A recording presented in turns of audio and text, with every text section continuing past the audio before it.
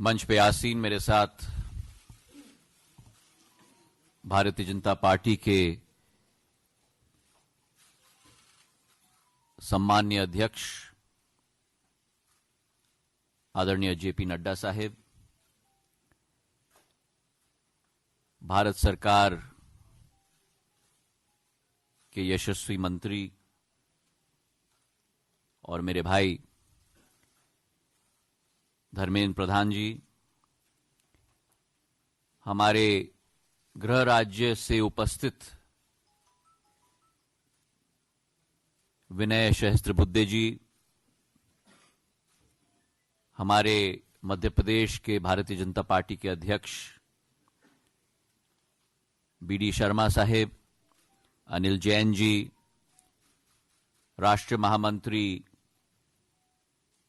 अरुण सिंह जी, जय पांडा साहेब, जफर इस्लाम साहेब और मंच पर आसीन सभी गणमान्य सदस्यगण, मैं धन्यवाद अर्पित करना चाहूंगा सर्वप्रथम आदरणीय नड्डा साहब को, हमारे प्रधानमंत्री नरेंद्र मोदी जी को, हमारे गृह मंत्री अमित शाह जी को कि उन्होंने मुझे अपने परिवार में आमंत्रित किया, एक स्थान दिया। मेरे जीवन में 2 तारीखें बहुत महत्वपूर्ण रही।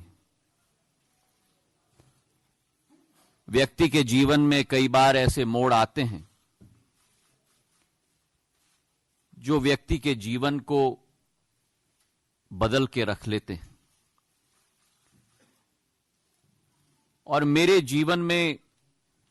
वो 2 दिवस, पहला दिवस 30 सितंबर 2001, जिस दिन मैंने अपने पूज्य पिताजी को खोया।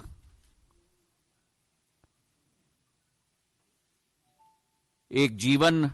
बदलने का दिवस था मेरे लिए, और उसी के साथ दूसरी तारीख 10 मार्च 2020, जो उनकी 75वीं वर्षगांठ थी, जहां जीवन में एक नई परिकल्पना, एक नया मोड़ का सामना करके एक निर्णय मैंने लिया है। मैंने सदैव माना है जिंदगी में कि हमारा लक्ष्य इस भारत मां में जनसेवा होना चाहिए, और राजनीति केवल उस लक्ष्य की पूर्ति करने का एक माध्यम होना चाहिए, उससे ज्यादा नहीं। मेरे पूज्य पिताजी ने, और जो पिछले 18-19 वर्षों में समय मुझे मिला है, प्राणपण के साथ और पूरी श्रद्धा के साथ प्रदेश की और देश की सेवा करने की कोशिश की है।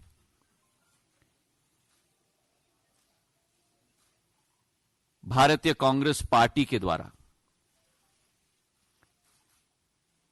लेकिन मन व्यतीत है और मन दुखी भी है, क्योंकि जो आज स्थिति उत्पन्न हुई है, मैं ये कह सकता हूं विश्वास के साथ कि जनसेवा का लक्ष्य की पूर्ति आज उस संगठन के माध्यम से नहीं हो पा रही है।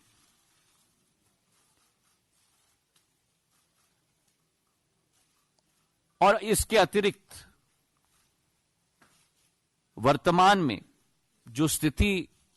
कांग्रेस पार्टी में है वो कांग्रेस पार्टी आज नहीं रही जो पहले थी। और तीन मुख्य बिंदु हैं। एक तो वास्तविकता से इंकार करना, और वास्तविकता से इंकार करके जो इबारत लिखी जाती है उसका समावेश न करना, जड़ता का एक जो वातावरण उत्पन्न है और उसी के साथ जो एक नई सोच, विचारधारा, जो एक नया नेतृत्व को सही मान्यता न मिलना। मैं मानता हूं कि इस वातावरण में जहां राष्ट्र स्तर पर यह स्थिति हो चुकी है, वहीं मेरे गृह राज्य में जो मेरा दिल का भाग है, मेरा मध्य प्रदेश, एक सपना हमने पिरोया था जब 2018 में वहां सरकार बनी थी। लेकिन 18 महीने में वे सपने पूरी तरह से बिखर गए।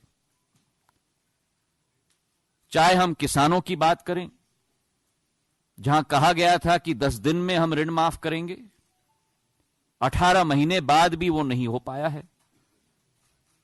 आज भी पिछले फसल का बोनस ना मिल पाया, ओलावृष्टि की मुआवजा ना मिल पाई, और जो स्वतः मैंने एक आंदोलन छेड़ा था सत्याग्रह का मंदसौर के गोलीकांड के बाद, आज भी हजारों किसान हैं मध्य प्रदेश में जिनके विरुद्ध आज भी केस आज भी लगे हुए हैं। तो जहां आज किसान त्रस्त है, नौजवान भी बेबस हो चुका है, रोजगार के अवसर नहीं। वचन पत्र में कहा गया था कि हर महीने प्रति माह एक अलाउंस दिया जाएगा, उसकी सूद नहीं। और उसी के साथ जहां रोजगार के अवसर नहीं उत्पन्न हो पाए हैं, वहां भ्रष्टाचार के बड़े अवसर उत्पन्न हो चुके हैं। आज एक ट्रांसफर उद्योग चल रहा है मध्य प्रदेश में, रेत का माफिया चल रहा है मध्य प्रदेश में।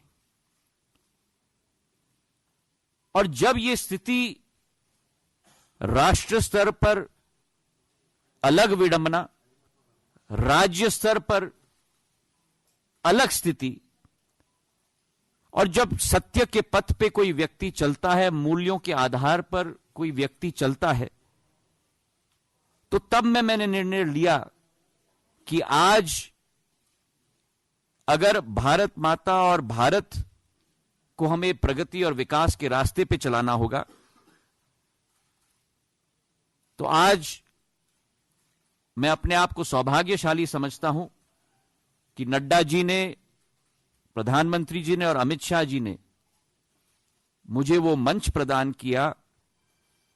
जिसके आधार पर जनसेवा और राष्ट्र सेवा पर हम लोग आगे बढ़ पाएं। देश के इतिहास में शायद कोई ऐसा जनादेश किसी भी सरकार को न मिला हो जो एक बार नहीं लेकिन 2 बार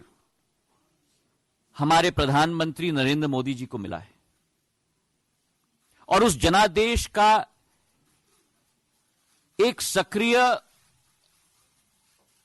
क्षमतावान और पूर्ण रूप से समर्पित भाव के साथ कार्य करने की जो क्षमता उनकी है,